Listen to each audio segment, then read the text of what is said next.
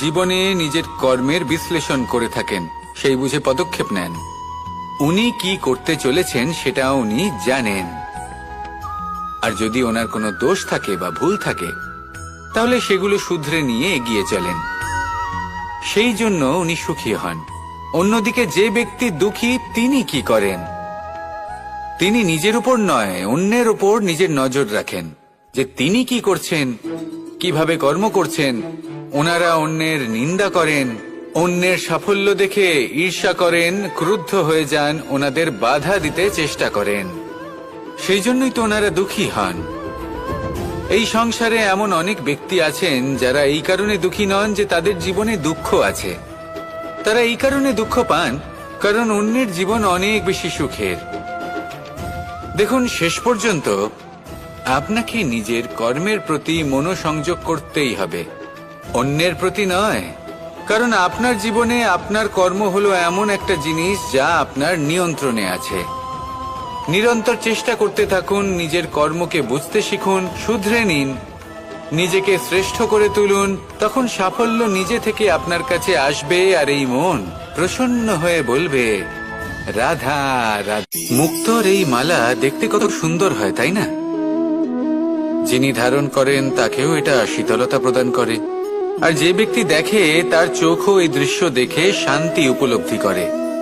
কিন্তু ভাবুন, যদি এমন কিছু হয় যে সুতো দ্বারা এই মুক্তোর মালা তৈরি হয়েছে সেটা কেউ ছিঁড়ে দেয়, তাহলে এই মুক্তোর মালা ছিঁড়ে যাবে আর সমস্ত মুক্ত মাটিতে পড়ে যাবে, ছড়িয়ে পড়বে।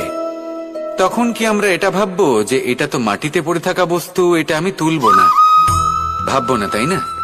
আমরা নিচু হয়ে একটা মুক্ত কুড়িয়ে নিই এবং আবার এদের সুতোর মধ্যে প্রবেশ করাই। কেন? কারণ এই মুক্ত হলো বহুমূল্য। এতে কোনো সন্দেহ নেই যে এই মুক্ত হলো বহুমূল্য। কিন্তু এর থেকেও অনেক বেশি বহুমূল্য হলো আমাদের জীবনে আমাদের সম্পর্ক, আমাদের বন্ধু বান্ধব। এই সম্পর্কেও কখনো কখনো বিবাদ হয়, মনোমালিন্য হয়, এগুলোও ছড়িয়ে যায়। আর সেই সময় এই মুক্তোর মতোই নত হয়ে আমাদের এই সম্পর্কগুলিকে হাতে তুলতে হবে, এদের জুড়তে হবে, এদের আগলে রাখতে হবে, কারণ এদের থেকে বহুমূল্য আর কিছুই নেই। আর যদি এই কাজটা আপনি শিখে নিতে পারেন, তাহলে আপনার জীবনের এই সম্পর্ক, এই বন্ধুত্ব সবসময় আপনাকে বল প্রদান করবে, আনন্দ প্রদান করবে, আর এই মন সুপ্রসন্ন হয়ে বলবে, রাধা রাধা। আপনারা সবাই একটা গাছের পাতাকে দেখুন, যতক্ষণ পর্যন্ত গাছের সাথে, মানে গাছের ডালের সাথে জুড়ে থাকে, সে সবুজ থাকে, বাতাসের সাথে সে নড়তে থাকে। যতক্ষণ পর্যন্ত ও সূর্য থেকে পাওয়া রশ্মির শক্তি গাছে পৌঁছে দেয়, ততক্ষণ ও ডালের সাথে যুক্ত থাকে। কিন্তু যখন সেই পাতা শুকিয়ে যায়, তখন তার কোনো গুরুত্ব থাকে না। সেই পাতা গাছের ডালে এবং বৃক্ষের কাছে বোঝা হয়ে থেকে যায়।